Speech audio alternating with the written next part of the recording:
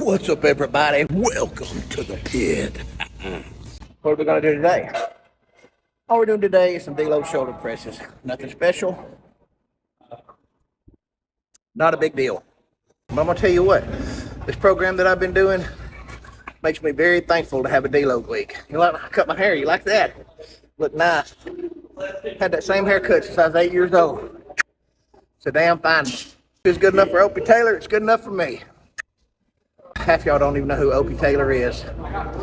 Anyway, we're only going to go up to about 210 today, and we're going to do it for 2 sets of 5. And this is the last exercise in my deload week. Next week, I'll be going for the heavy stuff. I don't think I've showcased an exercise on my deload week for this program, so we'll go ahead and let this be it. All right? Let's get after it.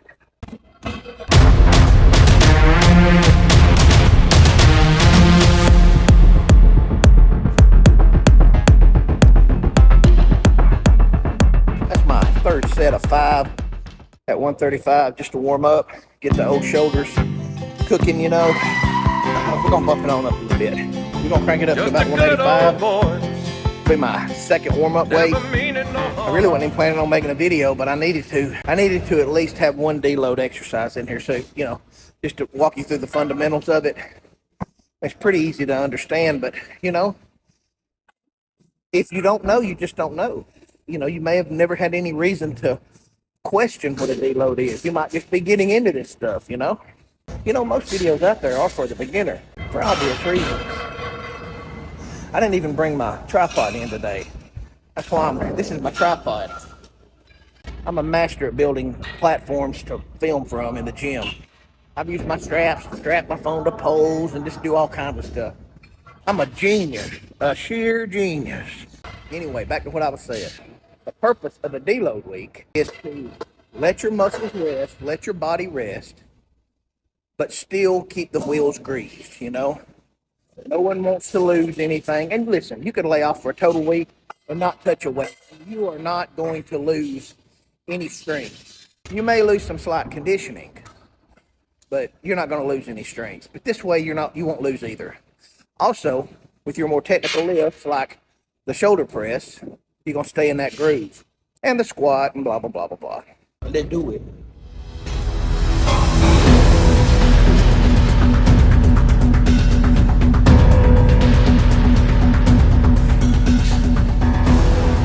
Alright, that moved pretty good. So what we'll do now, bump it on up to my working weight. I don't need to warm up as much on a deload week because I'm only doing about 65% of my max. So for reasons that should be obvious, if you're doing less weight, you don't need to warm up as much because you're going to reach that threshold quicker. You know, a couple years ago, even up to a year ago, a deload week was really, it's a hindrance, you know, because it does kind of stifle that fire. I'm telling you, this new program, this new Advanced Masters program that I've got from the Barbell Prescription, a little more volume in it than what I'm used to.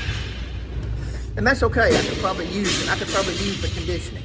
And so far, it has kept me on the cusp. Working with the percentages that it calls for and applying it to my personal PRs, it's all worked out about right. I think I only fell short on one exercise. That was a bench press a couple workouts ago, and I could have just been having a bad day there. But all these weights and percentages that they prescribe in there have about pushed me to my natural limits without going to failure. And like I said in another video, I haven't read about failure. I've even actually looked in the book to try to find a sentence where it talks about going to failure.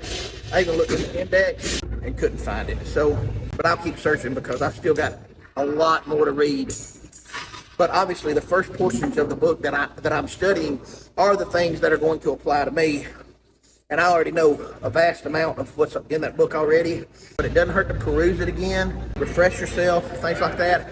And there's quite a bit in there that I don't know about. There's a lot of technical jargon in there too. It really gets more on the clinical side of it, and you know, I'm never going to apply that really, not unless I become a professional strength coach or something like that.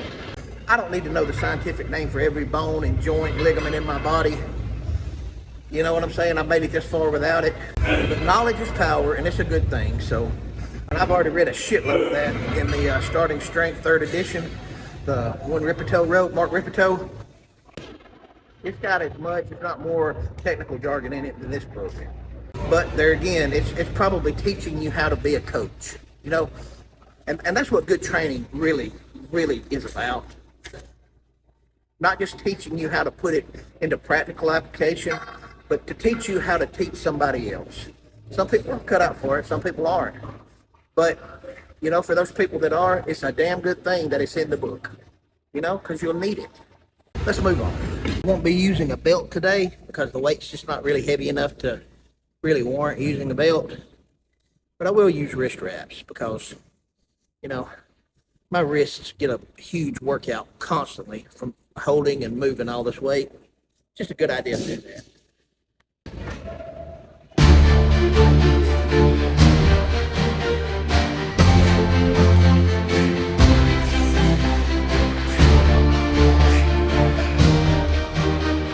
And no elbow wrap today either, for the same reason as the belt. Really don't need it.